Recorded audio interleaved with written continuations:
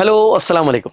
എടാ, നമുക്ക് ഓണം പരീക്ഷയിൽ അറബി എക്സാമിന് സ്ഥിരമായി എന്തായാലും ചോദിക്കാൻ സാധ്യതയുള്ള ഒരു ചോദ്യമാണ്. നമ്മുടെ ടെക്സ്റ്റ് ബുക്കിലെ 2ാമത്തെ യൂണിറ്റിലെ അവസാന പാഠം ഒരു ആക്ടിവിറ്റിയാണ്. പിന്നെ ഗ്രീറ്റിംഗ് തയ്യാറാക്കാൻ. ഓക്കെ, അപ്പോൾ ഗ്രീറ്റിങ്ങിന് അറബിയിൽ എന്താ പറയുക? ഗ്രീറ്റിംഗ് അറബി തെഹനീയത്ത് എന്നാണ് പറയുക. ആശംസ അല്ലേ? തെഹനീയത്ത് പറഞ്ഞാൽ ഗ്രീറ്റിങ്സ്, ആശംസ തയ്യാറാക്കുക. ഇപ്പോൾ നമ്മളൊരു കല്യാണം ഉണ്ടാകുമ്പോൾ, പെരുന്നാൾ ഉണ്ടാകുമ്പോഴൊക്കെ നമ്മൾ ആശംസ അറിയിക്കുമല്ലോ അല്ലേ? ആശംസ മെസ്സേജുകൾ അയക്കാം, ആശംസ കാർഡുകൾ തയ്യാറാക്കാം. അപ്പോൾ നമ്മൾ എന്താ ചെയ്യേണ്ടത്? അപ്പോൾ തെഹനിയത്ത് എന്നുള്ള വേർഡ് നമ്മൾ മനസ്സിൽ വേണം. ആശംസ തയ്യാറാക്കാനാണ് ചോദ്യം അല്ലേ? ഇനിയോ കുല്ലി വാഹിദിൻ മിന, താഴത്ത് ഇങ്ങനെ 2 or 3, മിക്കവാറും അധികത്തിൽ 3 പോയിന്റ് ഉണ്ടാവില്ല കേട്ടോ. 3 പോയിന്റുകൾ കൊടുത്തിട്ടുണ്ട്. നിങ്ങൾക്ക് ഈ ഇഷ്ടമുള്ള പോയിന്റ് ഒന്ന് നിങ്ങൾക്ക് എന്ത് ചെയ്യാം, പിന്നെ ഈ ഗ്രീറ്റിംഗ് ഇഷ്ടപ്പെടുന്ന അല്ലെങ്കിൽ 3 പോയിന്റ് ഒന്നും നമ്മൾ ഗ്രീറ്റിങ്സ് ഓരോന്നിനെ കുറിച്ച് തയ്യാറാക്കണം. അപ്പോൾ നമുക്ക് പിന്നെ നേരത്തെ പറഞ്ഞ പോലെ എന്ത് ചെയ്താൽ മതി?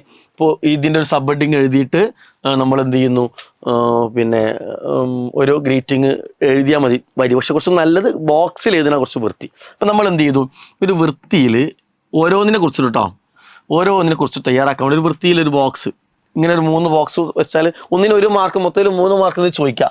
4 ഇതാണ് 4 or 3 സാധനം ചോദിക്കലുള്ളത്. വലിയ മാർക്കിന് ചോദിക്കുന്ന ക്വസ്റ്റൻ അല്ല, പക്ഷേ ഈസി ആയിട്ട് നമുക്ക് ആ മാർക്ക് സ്കോർ ചെയ്യാൻ പറ്റുന്നതാണ്. അപ്പോൾ നമ്മൾ ഇവിടുത്തെ ഹെഡിങ് എന്താണോ അത് ഇവിടെ എടുത്ത് എഴുതാം അല്ലേ? അപ്പോൾ ഇവിടെ ഹെഡിങ് എന്ത് ചെയ്യണം, ആ വിഷയം ഹെഡിങ് എടുത്ത് എഴുതണം. അപ്പോൾ ഹെഡിങ് ആയി, നല്ല അടിപൊളിയിൽ നിങ്ങൾക്ക് എഴുതാം ഹെഡിങ് കേട്ടോ.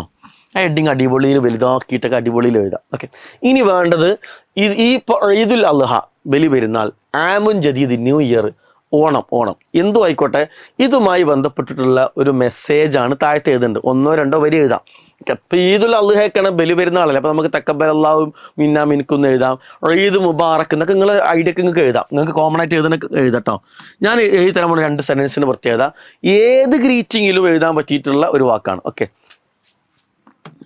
ഞാൻ അത്തമന്ന എന്നാൽ ഞാൻ നിനക്ക് വിഷു ചെയ്യുന്ന അർത്ഥം. അത്തമന്ന, ഞാൻ നിന്നെ വിഷു ചെയ്യുന്നു. അത്തമന്ന ലക്ക, നിനക്ക് വിഷു ചെയ്യുന്നു. അഹ്ല എന്ന് പറഞ്ഞാൽ സ്വീറ്റ്, അഹ്ല. അത്തഹാനി, ഏറ്റവും നല്ല ആശംസ നേരുന്നു.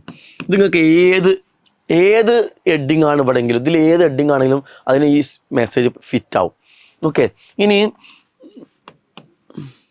ഞാൻ വേറെ ഒന്നില്ല. ഉഹന്നി എന്ന് പറഞ്ഞു കഴിഞ്ഞാൽ നിന്നെ ആശംസിക്കുന്നു എന്നാണ് അർത്ഥം. ഉഹന്നിഉ ലക്ക, ഞാൻ നിനക്ക് ആശംസകൾ നേരുന്നു.